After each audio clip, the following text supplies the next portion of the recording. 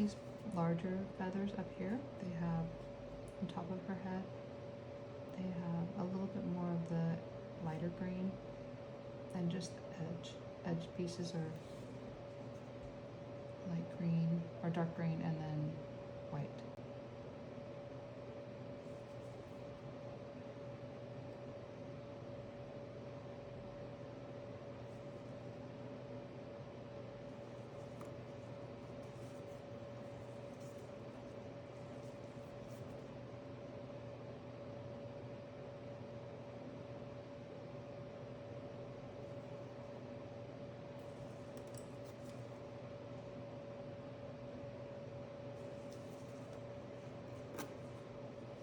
I'm just grabbing more white paint. This is titanium white, and the green is Hooker's green mixed with titanium white. This one, actually the dark green is Hooker's green, and then the medium green is Hooker's green mixed with titanium white.